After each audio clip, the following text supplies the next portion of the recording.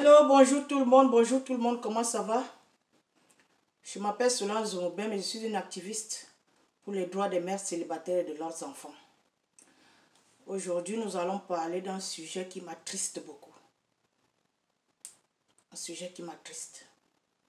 Nous allons parler de l'esclavage que subissent les enfants en Afrique, en particulier en Côte d'Ivoire. Avant ça, pour ceux qui me suivent, je vous avais expliqué dans ma page, dans mon compte YouTube et dans ma page Facebook à Solange Zomobem, je vous avais expliqué que j'avais été esclavagisée aux États-Unis pendant 10 mois. 3 mois à Dallas, 7 mois à Houston. Ce n'était pas les Américains qui m'ont esclavagisé, ni les Arabes. C'était les Camerounais, mes propres frères. Si vous voulez suivre la première vidéo, parce qu'aujourd'hui c'est la deuxième vidéo, la deuxième épisode, vous pouvez suivre la première vidéo dans mon compte YouTube à Jet Set Studio by Solo. Ou alors vous entrez dans ma page Solange Zomobem Facebook et vous cliquez une des vidéos, vous allez vous retrouver dans mon compte YouTube. Aujourd'hui, je vous ai promis, j'ai promis vous expliquer comment l'esclavage se produit en Côte d'Ivoire. Pour ceux qui ne savent pas, il y a des champs de cacao clandestins en Côte d'Ivoire. Les propriétaires des champs ont des démarcheurs. Ces démarcheurs contactent les démarcheurs du Burkina Faso. Les démarcheurs du Burkina Faso contactent les familles pauvres.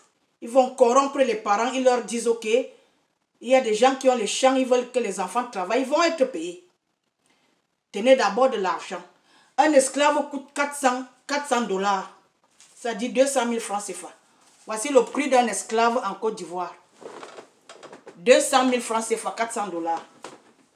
Ils vont donner ces 400 $. Sûrement, le démarcheur du Burkina Faso a sa part. Même le démarcheur de la Côte d'Ivoire a sa part. Mais je ne sais pas exactement combien le parent perçoit.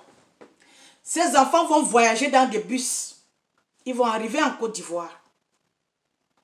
Je parle des mineurs. La plupart des temps, ce sont des mineurs. Ils vont arriver en Côte d'Ivoire et on va les mettre directement au travail dans des forêts clandestines, dans des champs clandestins. Ces enfants dorment dans la forêt. Ils construisent des petites cabanes avec les feuilles de palmier et tout, et tout. Vous connaissez comment ça se construit en Afrique. Ils vont habiter dans ces champs où ils sont mal nourris, où l'hygiène est de la pire des hygiènes. Ces enfants, ils contractent la malaria tout le temps. Ils sont sévèrement malades.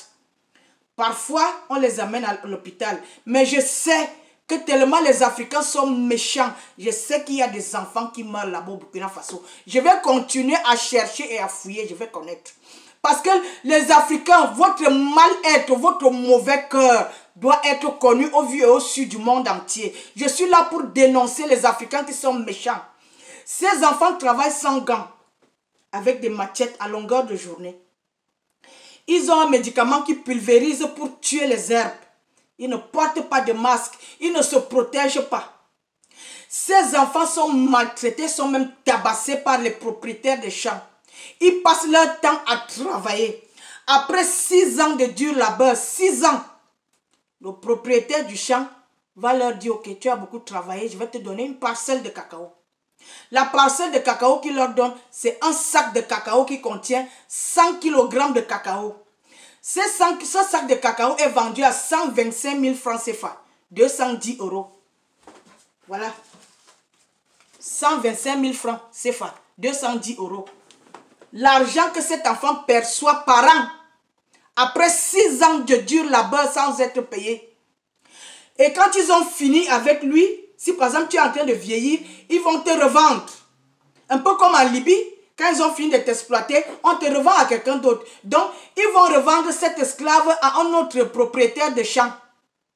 Vous comprenez un peu? Et l'argent que ce propriétaire de champ achète l'esclave, cet argent revient au propriétaire de champ. C'est-à-dire, ils font l'échange, si vous comprenez ce que veut dire.